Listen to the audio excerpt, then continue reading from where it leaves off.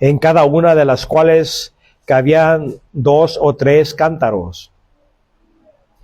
Jesús les dijo: llenad estas tinajas de agua. Y las llenaron hasta arriba. Entonces les dijo: sacad ahora y llevadlo al maestresala.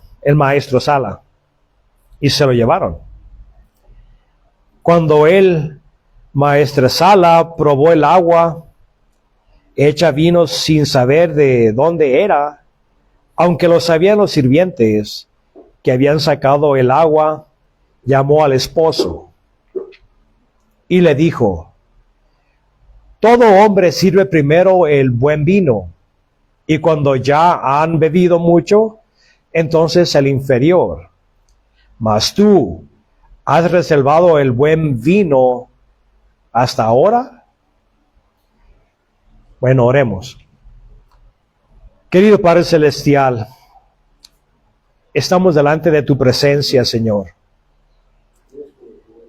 porque queremos que nos hables esta mañana, Padre, que nos inculques sabiduría, que entendamos, Señor, en los tiempos en que vivimos, en este nuevo pacto que fue inaugurado por Jesús hace milenia. Te pedimos, Señor, que nos dé discernimiento para poder separar lo viejo de lo nuevo, para que no caigamos en la trampa, Señor, de mezclar tu palabra y no saber descifrarla. Te pido, Señor, que tu Espíritu Santo se mueva en nuestra mente, en nuestro corazón, y que sea el Maestro que nos enseñe tu palabra. Y para aquellos que están fuera de estas 4 paredes, te pido, Señor, que entiendan también, que tu Espíritu Santo los despierte a través de tu palabra, Señor. Yo te pido, Señor, que me dé la habilidad de poder comunicar tu palabra adecuadamente a tu pueblo. Gracias, Padre. Bendice tu palabra y a tu pueblo en el nombre de Jesús. Amén. Las bodas de Caná.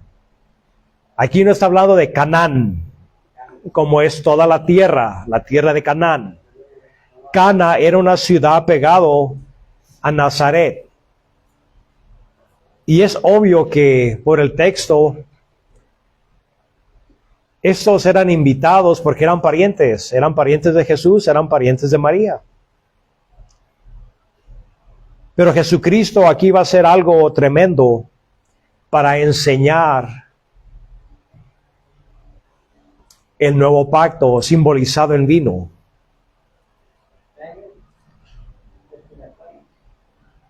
La Biblia comienza diciendo que al tercer día. Pero antes de entrar en ese texto, miremos. Ahorita vivimos en unos tiempos donde la iglesia, la mayoría, no tiene educación bíblica. La mayoría de las iglesias, casi el 70%, diría que están enfocadas solamente en alabar a Dios, en danzas, alabanzas y el movimiento del Espíritu y todo esto, pero de la Biblia saben muy poco a nada. No tienen educación teológica, solamente entran a un lugar y experimentan emociones, pero no saben qué es la izquierda de la derecha, bíblicamente hablando. Y agarran temas del viejo y lo encajan en el nuevo, y del nuevo lo encajan al viejo.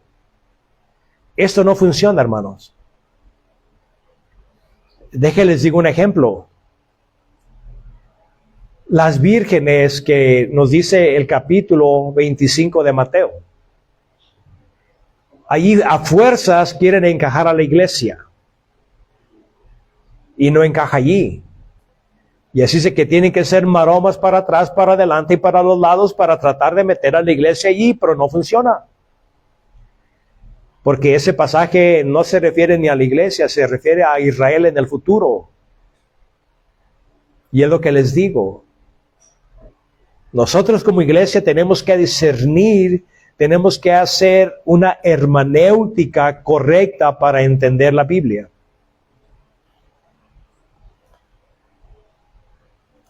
Y ahorita vamos a tocar esto, pero ahora comencemos. Y perdón, ando medio enfermo ahora. Al tercer día se hicieron unas bodas en Caná de Galilea. Ese es el distrito del norte, Galilea, donde Jesús creció y donde venían los discípulos, en Galilea. Y estaba allí la madre de Jesús. Es importante mirar esto porque ella, aunque no nos diga, es una invitada de honor, pero que también eran parientes. Por eso miramos la preocupación de María, porque pues ella no quería que la familia quedara mal al acabarse algo, porque esto era algo muy vergonzoso para aquella época. Pero también la boda es una ilustración de la iglesia con el novio, Jesucristo. Mira lo que nos dice. Pero también estaban invitados los discípulos, Ya Jesús ya había comenzado su ministerio. Y dice, y faltó el vino. Para entender esta situación, hermanos, no podemos entenderla si vamos a pensar de una boda en nuestros términos contemporáneos. No vamos a poder. Porque ahora yo miro que, es más, van al registro civil y ya. Y cuando pasas por los templos, están celebrando una boda, salen y rentan una terraza y donde hacen una celebración de música, comida, bebida, hasta las 1, 2, 3 de la mañana, y ya de allí ya todos se van a su casa. Eso no era el caso en aquella época, hermanos. En aquella época, dependiendo de tu situación económica, pero casi lo normal era una semana de fiesta. Una semana. Así es de que el novio contrataba a un anfitrión, donde él se encargaba de contratar los músicos, los que tocaban la flauta, y también contrataba a los que vendían vino, que no faltara, y comida. Este anfitrión tenía que estar mirando que todo funcionara bien para que el novio no quedara mal entre los parientes. Y contrataban dos tipos de vinos, pues, la gente que vendía vino. Uno era de buena calidad y pues costaba. Y ya después el inferior, el más barato. Hay vinos muy caros, sabemos, en nuestra época, y vino corriente. Y todo esto era para pues salvar o guardar dinero, se puede decir. No todos tenían el poder adquisitivo que tenemos ahora. Así es que ese era un sacrificio que se hacía, porque en la antigüedad el matrimonio era sumamente importante. Lo que ahora el matrimonio ya casi nadie le toma importancia. De hecho, el matrimonio se está destruyendo. En aquella época no. Lo más grande que le acontecería a una mujer era el matrimonio. Era el matrimonio, hermanos. Y ellos guardaban para esa ocasión. Se gastaba mucho dinero. De hecho, el contrato se hacía por los padres. Mi hijo se va a casar con tu hija o viceversa, mi hija se casará con tu hijo y así. Y firmaban un contrato delante de los ancianos y tienen que esperar un año, como lo miramos con José y María. Estaba esposada por un año. Por cuestiones de, se puede decir, de moralidad.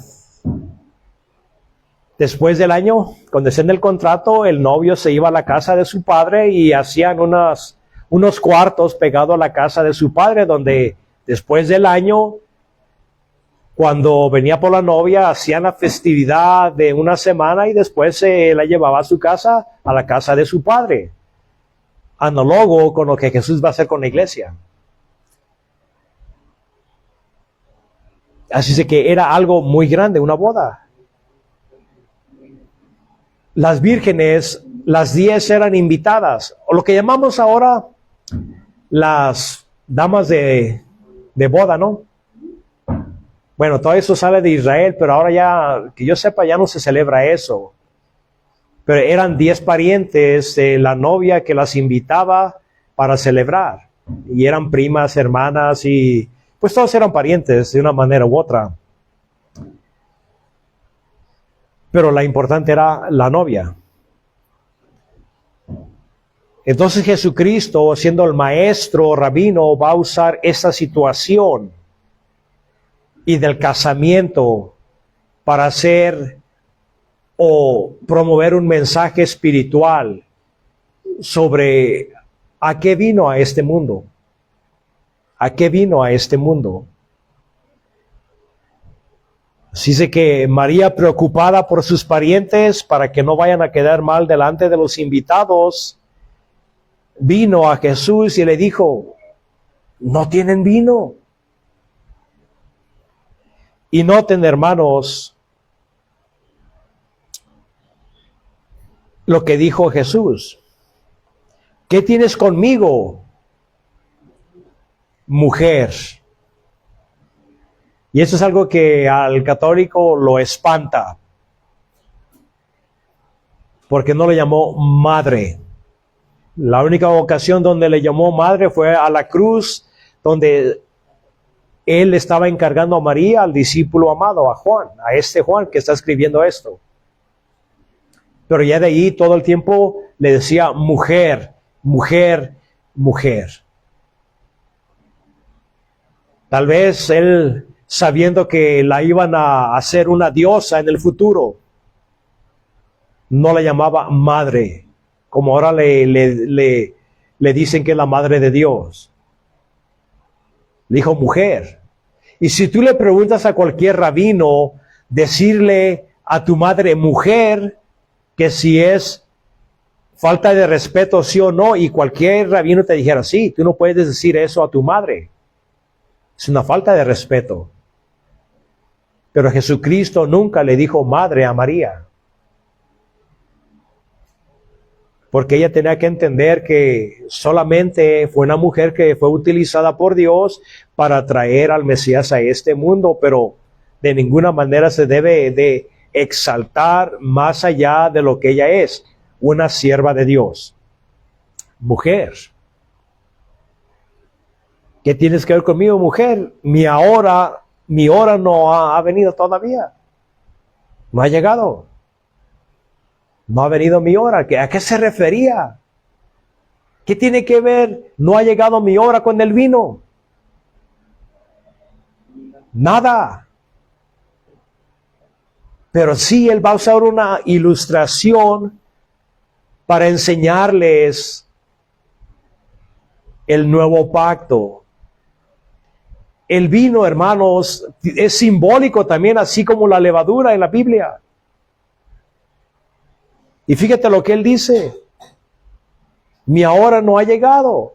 Pero él no se estaba refiriendo a nada que tuviera que ver con la fiesta.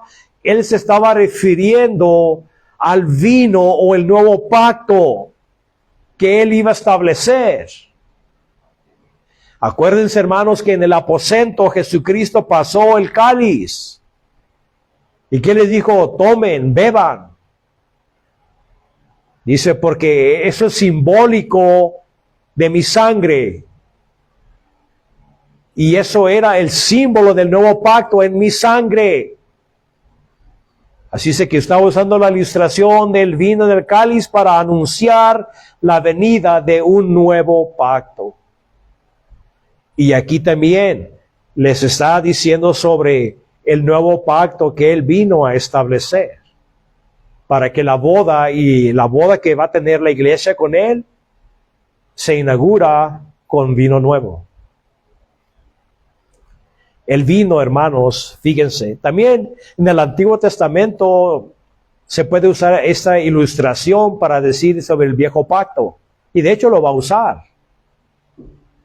Pero va a enseñar la inferioridad del viejo pacto. El viejo pacto es inferior al nuevo pacto. Y fíjate, mi hora no ha llegado. Y su madre le dijo a los que servían, hagan todo lo que Él les diga. Y estaban ahí 6 tinajas de piedra para agua, conforme al rito de la purificación de los judíos. Ahora, noten, hermanos, que la palabra te dice 6. No hay que pasar ningún detalle de la palabra, hermanos, porque ni una jota ni una tilde, todo tiene, si está allí es por una razón. Por ejemplo, el anticristo es tipificado como su señal, su sello es 666. Ya sabemos que en la numerología hebrea lo máximo es hasta la 3ª división. Santo, santo, santo es el Señor, es lo máximo. Los judíos en Jeremías decían el templo, el templo, el templo.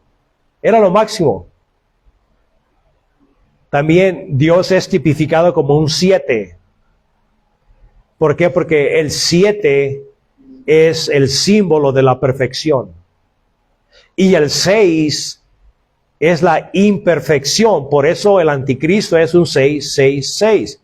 Que quiere decir que aunque se autodomine Dios en la tierra, sigue siendo un 666, un hombre y no divino.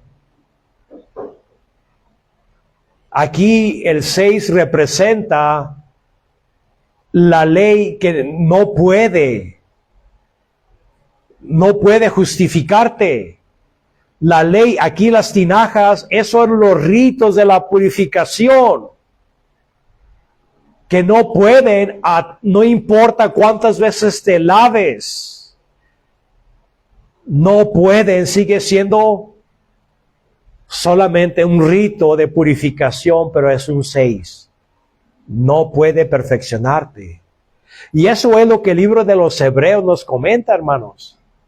Fíjense, en Hebreos, vamos a ir rápido sobre eso.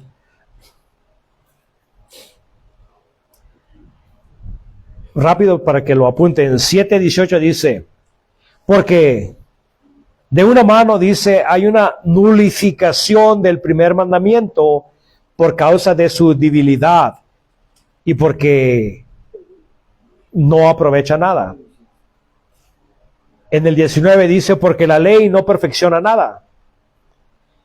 Pero en otra mano hay una esperanza mejor, por lo cual nos acercamos a Dios. Así es que el autor de Hebreos estaba diciendo de que la ley no perfecciona nada, no aprovecha nada. Ahora, brínquense al 8:7, dice, porque si el primer mandato o pacto o testamento o voluntad haya sido eficiente, ningún lugar se habría buscado por una segunda o un nuevo pacto, porque Él encontró culpa en ellos. Ahora, brínquense al capítulo, fue allí, 8:13, dice, porque Él dice, un nuevo pacto hace el primero obsoleto. Y lo que está obsoleto, está a punto de desaparecer. Y allí alude a la destrucción del templo en el año 70. Así es de que están mirando cómo el viejo pacto no podía hacer nada por nadie. Perdón. Y a pesar de que tuvieran esas tinajas, todo lo que era ceremonial, porque todos los lavamientos que hacían los fariseos, todo era ceremonial. El lavadero que tenían a la entrada del templo, que estaba fuera, obvio, de la corte, ¿verdad? En la corte luego estaba el velo, estaba el altar de sacrificios y estaba el lavadero donde los sacerdotes tenían que lavarse, purificarse para entrar al lugar santo, pero aún así era ineficiente, hermanos, porque no importa cuántas veces ellos se bañaran o ceremonialmente se purificaran con agua, no puede hacer nada por ellos. No puede hacer nada por ellos, hermano.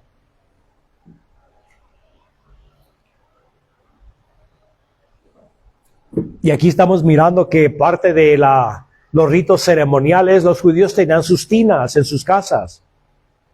Ya sabemos que todos los judíos cuando iban a la tienda o al mercado, todo el tiempo entraban y se tenían que lavar las manos porque no comían con manos inmundas. Y tenían que lavar todos los platos, vasos, copas y todo de una cierta manera con agua. Así es de que no importa cuántas ceremonias se hiciera, no eran capaces de purificar tu alma. El viejo pacto era débil. No débil en el sentido de que no haya verdad en él. El problema radica en el hombre, que no puede guardar ese pacto perfecto, porque todo lo que sale de la boca de Dios es perfecto.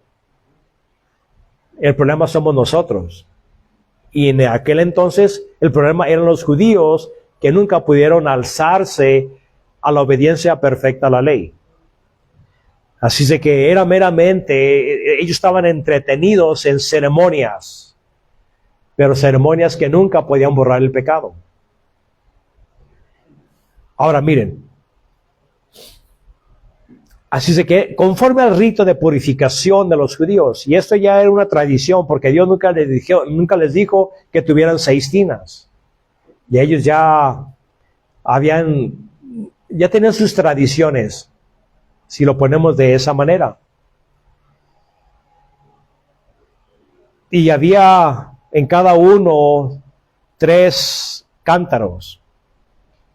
Cabían 2 o 3 cántaros, pues, no sé, en 12 galones, tal vez. Pero estaban grandes, hermano. Eran cántaras grandes.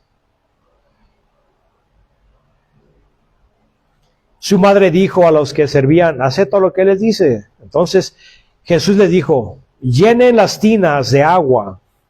Y eran de piedra, no eran tinas como las conocemos ahora, de plástico o de lámina galvanizada. No, eran piedras. Y las llenaron hasta arriba. Entonces les dijo, sáquenla ahora y llévalo al maestresala. Ese español arcaico como que no suena bien. Mejor que ponerle el maestro de ceremonia o al mayordomo de la boda. Y se lo llevaron. Cuando el maestresala probó el agua hecha vino sin saber él de dónde era, aunque lo sabían los sirvientes, ellos miraron cuando le echaron agua normal, que habían sacado el agua, llamó al esposo. Así es que él lo probó y dijo, este vino es sabroso, es lo mejor que hay. Entonces fue cuando el novio le dijo, todo hombre sirve primero el buen vino, y cuando ya haya bebido mucho, entonces el inferior. Ahora mira, mas tú has reservado el buen vino hasta ahora.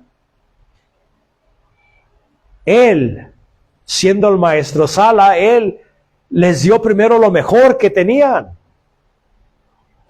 Esa era la cultura que tenían. Esto era pues la norma. Primero a los A los invitados les das el mejor vino, por 3 días le das el mejor vino, ya cuando la gente ya está pues embriagada, ya le das el vino inferior y no se dan cuenta. ¿Por qué? Porque ya su paladar ya está adormecido con el vino bueno. Ya no se dan cuenta. De hecho, muchos borrachos que van a las barras, comienzan con buenos tragos y después le ponen hasta alcohol y ni siquiera se dan cuenta. Es una realidad. Y la queja del maestro Sala era, ¿has guardado lo mejor para lo último? Y así también, hermanos. Ahora, miremos el viejo pacto. El viejo pacto simbolizado también por vino, pero es vino inferior. Es inferior a lo que Jesucristo nos ha traído, el nuevo vino, el nuevo pacto. Porque está establecido en mejores promesas. Y es lo que les digo, las iglesias no han entendido entre la separación del antiguo vino del nuevo vino. Miren, vamos a mirar esto en el capítulo 9. En el capítulo 9 de Mateo.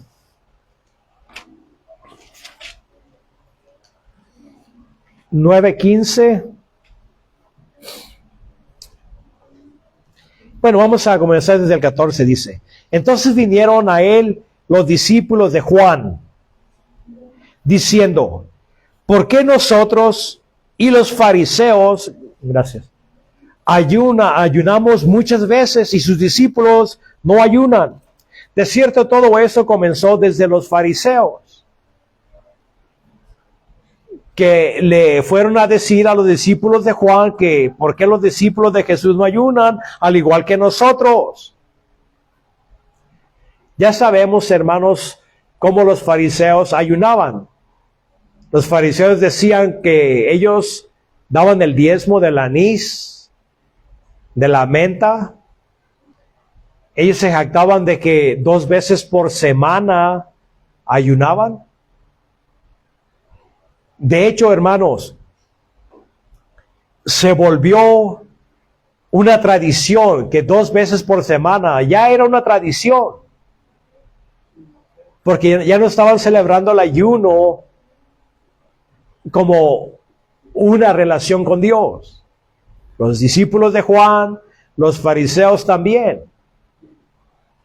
Y es cuando Jesucristo les dice, ¿acaso pueden los que están de bodas? Fíjate otra vez, bodas. Porque Jesús es el novio. ¿Qué acaso pueden los que están en las bodas tener luto entre tanto que el esposo esté con ellos? Hermanos, las bodas no eran un lugar para llorar. Se celebraban regocijándose, contrataban música. Era tiempo de regocijo, de bailes, no de luto. Y Él les está diciendo, miren, ellos no ayunan. ¿Por qué? Porque no se someten a los ritos que ustedes hacen. Muchas veces, hermano, queremos forzar a la gente a ayunar. Y todo se vuelve mecánico, al igual que los fariseos. Jesús, Él estaba diciendo, yo no vengo a reparar el Viejo Testamento ni a remendarlo. El ayuno de los fariseos no los acercó a Dios. De hecho, todo era pura hipocresía. Dios nunca les dijo en el Antiguo Testamento que en este día y en este día y en esta celebración tienen que ayunar de estas horas a estas horas. No vas a encontrar eso en el Antiguo Testamento. Si vas a mirar que la gente ayunaba, pero no porque fuera mandato divino. Tenemos que tener cuidado, hermanos, que no interpongamos nuestra creencia al hermano como si la Biblia dijera. Tenemos que tener mucho cuidado, hermano. No podemos mezclar el antiguo del nuevo. Estaba mirando en un video se me hace que son un tipo de pentecostés que se tapan todos. Se me hace que son los pentecostés apostólicos, ¿no? Donde las mujeres se sientan en un lado y los hombres en el otro, y puro baile. Y todo repetitivo, como 15 minutos, repetitivo.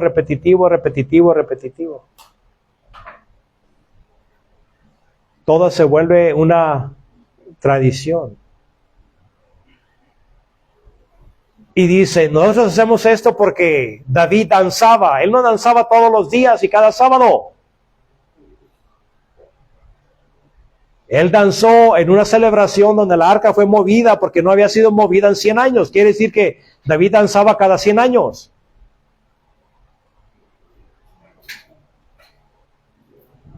No era mandato ni siquiera.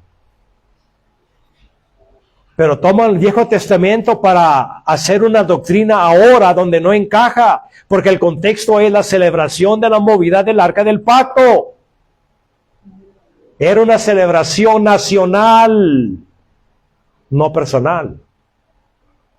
Pero ya la gente justifica ciertos ritos para decir, David lo hacía así, también mataba gente, lo vas a hacer. Era guerrero. Sí, yo soy guerrero como David en el espíritu. No, él no hacía con espada, de cuerpo a cuerpo y derramando sangre. Por eso les digo, hermano, tenemos que tener cuidado que no traigamos lo de atrás y encajarlo en el nuevo. Porque en vez de desatarte, te va a atar. Hermano, si usted no guarda la ley, no puede ser salvo. ¿Tú piensas que la gente en el ayer, en la ley, era salva por guardar la ley? Ellos estaban atrapados en un sistema para la venida del Mesías, pero Dios nunca justificó a ningún judío a través de la ley. Eran ceremonias, ritos. No comas eso, no toques, no bebas. Por eso Dios quitó eso, todo era temporal. Ese vino viejo, ese pacto antiguo, ya no encaja en el nuevo. Mira lo que dice aquí. Bueno, lo que él les estaba diciendo a los discípulos de Juan, miren, aquí es semejante a una boda. Están celebrando y mientras que el novio esté presente, hay que regocijarnos. Pero vendrán los días cuando el esposo les será quitado y entonces ayunarán. ¿Y cómo es de acuerdo al capítulo 6 de Mateo de cómo van a ayunar? Métete al cuarto y ora a tu padre. Es más, que nadie sepa que estás ayunando como los hipócritas se desfiguran la cara para mostrarle en público de que están ayunando. Todo lo que se haga ahora, hermanos, tiene que ser para ser visto no por la comunidad cristiana, sino por ser visto por Dios. Tus ofrendas, que no sepa tu izquierda de tu derecha. Todo lo que hagamos está basado en el nuevo pacto, en nuestra relación con Cristo, hermanos.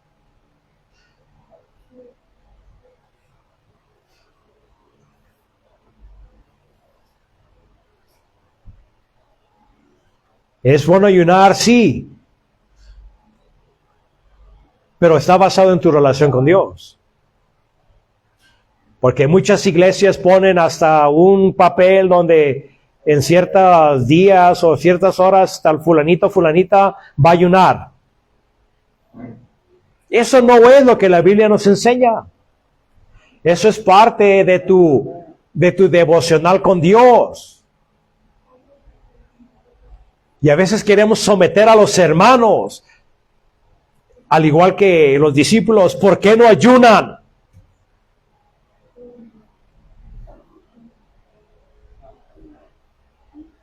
¿Por qué no ayunan? Porque dice Jesús, nadie pone remiendo de paño nuevo en el vestido viejo.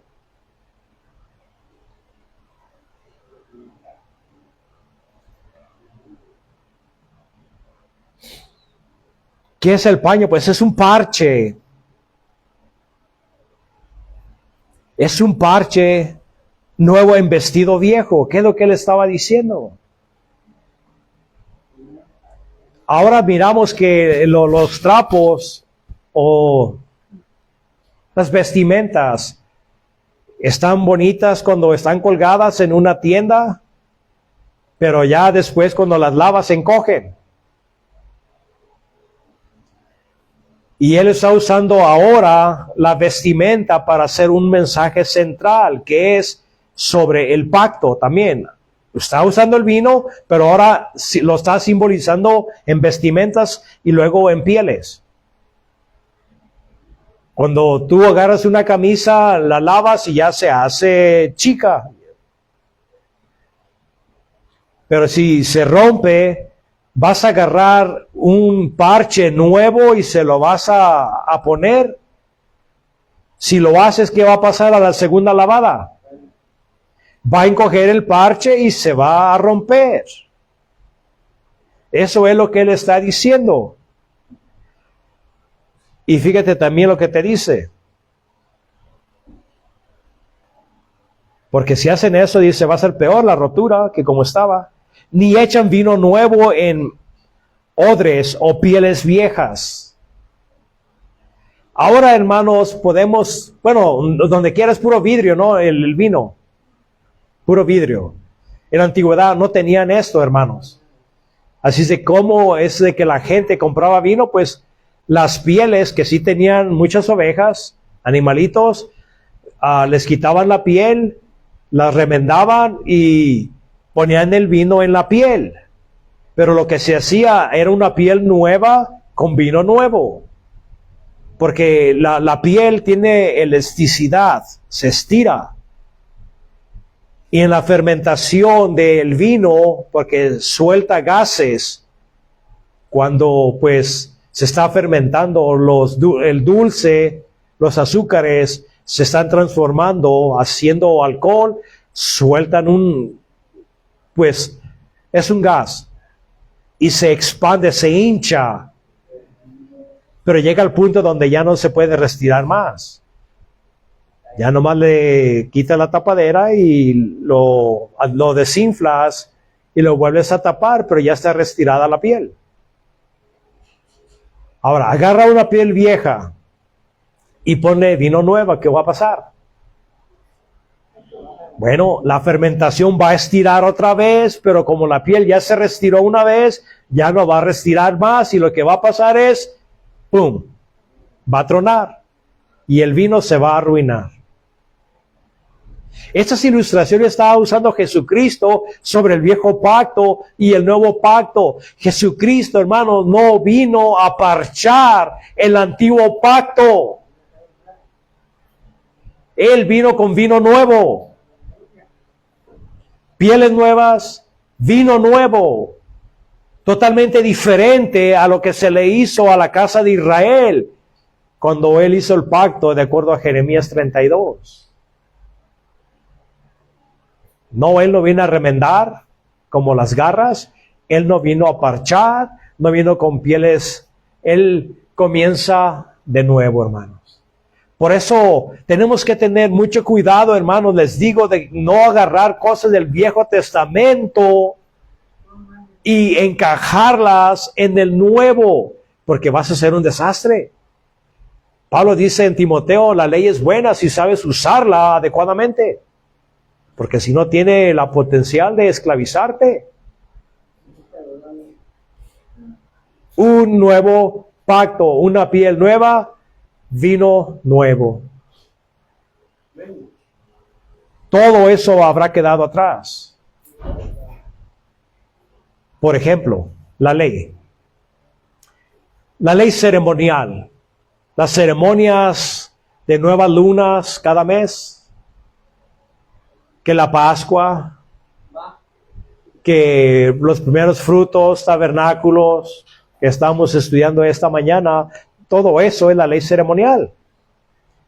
No comas cuervos, águilas, falcones, peces que tengan escamas solamente. Todo esto era la ley ceremonial, hermanos. Aunque sea dietética, era ceremonial. Y también la ley cívica quedó atrás. Porque ahora Dios no nos dice que apedreemos a nadie. Había como 13 o 18 leyes de la pena capital en el Viejo Testamento, pero eran para ese tiempo, para los judíos, que ya no se puede aplicar, hermanos. Hay ciertas promesas dadas a Israel que no son aplicables a la iglesia. Y ciertas promesas a la iglesia que no se le aplica a Israel. Y eso es donde los pastores tienen que ser entrenados a distinguir, a dividir entre el viejo y lo nuevo. De hecho, yo he conocido a cristianos que ellos no aceptan la Biblia solamente de Romanos en adelante. Yo pienso que están mal. ¿Por qué? Porque todo es inspirado por Dios. Pero también en capítulo 10, 1 Corintios dice, esas cosas fueron escritas para nuestra amonestación.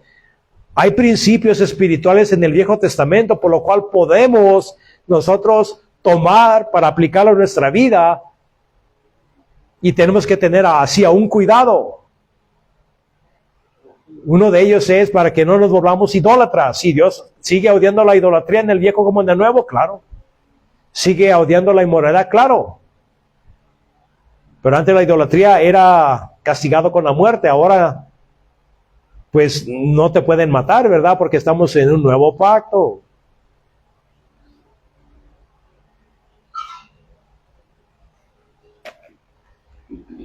¿Cuántas iglesias, hermano, quieren vivir por los 10 mandamientos? Primeramente comienzan con el gancho. Ven a Jesucristo y todos tus pecados van a ser perdonados. Pero mejor que les digan, todos tus pecados van a ser perdonados hasta el punto que vengas a Jesucristo. Y ya de ahí en adelante, ¿quién sabe? Así es de que, están echando mentiras, todos tus pecados van a ser perdonados. Bueno, la gente viene a Él y ahora cuando te llevan al templo, te dicen, ahora sí cuídese, hermano, porque puede perder su salvación. Pues que no me dijiste en la predicación de que Él me salva por gracia y ahora me estás regresando a la ley. Tú me dijiste en la predicación de que yo no podía guardar la ley y ahora quieres que yo guarde la ley. Tú me dijiste que yo no podía ser salvado por la ley y ahora me estás diciendo que guarde la ley para retener mi salvación. ¿Cuál es la diferencia? Si después de todo sigue siendo por hechos, por guardar. Y es donde están confundiendo la ley. La ley se debe de aplicar para redarguir a la gente que es pecadora. Pero nunca decirles guarda la ley para que puedas ser salvo o que retengas tu salvación. Eso ya es confundir, hermanos. La ley te trajo a los pies de Jesucristo y ya después que te trajo a los pies de Jesucristo como un mayordomo donde instruía a un niño hasta la edad de los 18 años o de acuerdo a lo que haya determinado el padre. Después que viene la herencia, el mayordomo ya ha hecho su obra, ya se hace a un lado. O el ayo, como dice en Gálatas. La ley ya para nosotros no es aplicable. Ahora estamos en la nueva dispensación, perdón, del Espíritu Santo. Nosotros ahora seguimos la guianza del Espíritu Santo. La ley ya hizo lo que tuvo que hacer, te redarguyó, te dijo que eras pecador, viniste a la cruz, pasaste a través de la cruz a un nuevo pacto, ahora ya no hay marcha atrás. Por eso dice la palabra que ese pacto estaba siendo obsoleto y estaba a punto de desaparecer, porque en el año 70 Dios destruyó el templo a través de las manos de los romanos, porque era una abominación para Dios. El último sacrificio de la ley ceremonial que Dios Padre aceptó fue ahí a su Hijo Jesucristo en la cruz. Ya de allí, no más. Último sacrificio. Ya todo fue hecho por nosotros. Ahora tenemos que creer en Jesucristo. Y si has creído en Jesucristo, has entrado en un nuevo pacto, basado en mejores promesas. En el Antiguo Testamento estaba basado en sangre de corderos, ceremonias interminables, al igual que estas cántaras de piedra de purificación. Sí, la gente se purificaba, pero era interminable. Te purificabas el siguiente día, y luego el siguiente, y luego el siguiente. ¿Cuándo ibas a quedar purificado de tu pecado? Nunca. Jamás. Pero en este nuevo pacto, solamente con una sola ofrenda, dice Hebreos, destruyó al pecado y destruyó a la muerte. Lo que el Antiguo Testamento no pudo ser ni una ni otra. Por eso ellos estaban esclavizados. En el nuevo, que es el vino superior, por eso el maestro Sala le dijo, ¿has guardado lo mejor para lo último? ¿Y qué se está refiriendo? ¿Has reservado un mejor pacto para lo último? Claro. El primer vino inferior, que es la ley, se terminó. Ya no tienen vino. Claro, ha terminado, la ley terminó. Pero el nuevo vino sería dado cuando mi hora no ha llegado todavía. ¿Cuándo es cuando el nuevo vino se da? Pues leen el capítulo 14, 15 y 16 del libro de San Juan y les va a decir sobre la venida del Espíritu Santo. Él es el que inaugura el nuevo pacto. El nuevo pacto se establece con la muerte de Jesucristo, se inaugura, y cuando llega el Espíritu Santo, 50 días después, es cuando la iglesia nace. Y estamos ahora nosotros, hemos tomado de un vino superior del nuevo pacto. El antiguo pacto, hermanos, donde todos, desde Moisés hasta Juan el Bautista, son inferiores a nosotros. ¿En qué sentido? Ellos son los santos del Viejo Testamento, pero no son la iglesia. No es la esposa o la novia de Cristo, no lo es. Solamente la iglesia es la esposa de Cristo. Estamos en un pacto superior.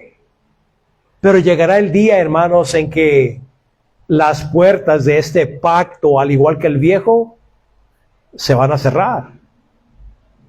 Eso no va a ser un pacto eterno para todos, para siempre, hermanos. Cuando Jesucristo venga por su iglesia, las puertas de este pacto se habrá terminado. Nos iremos con él a gloria y comienza la tribulación, pero los santos de la tribulación ya no son la iglesia, hermanos. Hay que distinguir. Ellos son los santos de la tribulación, que no son parte de la iglesia. Ellos van a ser similar a los santos del Viejo Testamento. Pero tú y yo estamos en una dispensación, estamos en una gracia superior a cualquier época de este mundo, hermanos. Abraham no tenía las promesas que tenemos nosotros, ni Moisés, ni Juan el Bautista. Nosotros estamos en un pacto superior. El vino nuevo para nosotros está aquí. Lo mejor ha llegado para nosotros, claro que ha llegado. Ese vino inferior que es muy corriente, que es el Viejo Testamento, quedó atrás.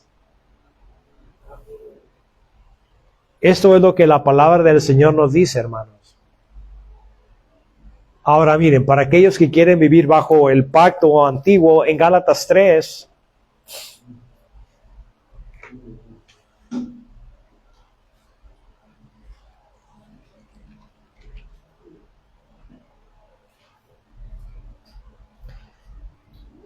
lo que estaba diciendo. Dice, porque todos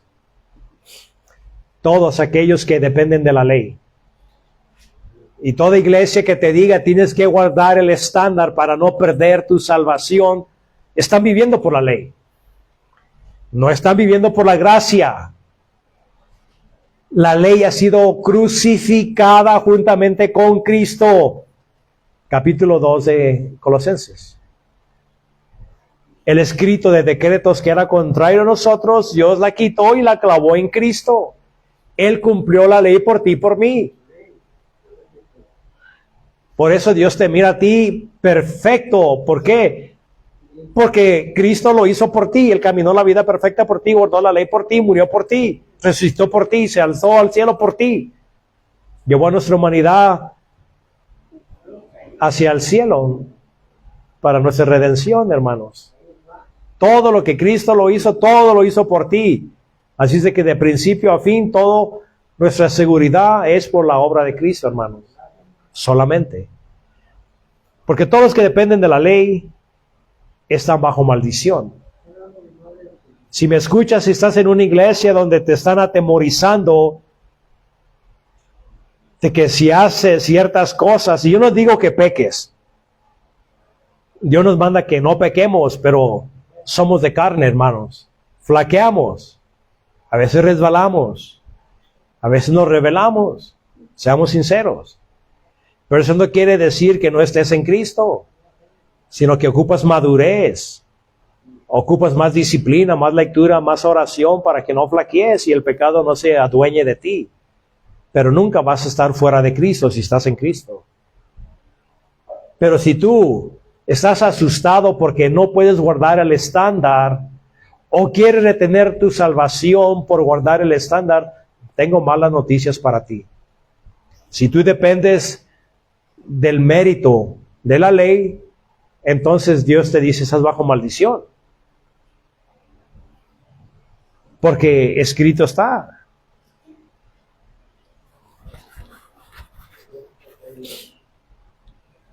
Escrito está, maldito todo aquel que no permaneciere en todas las cosas escritas en el libro de la ley para hacerlas.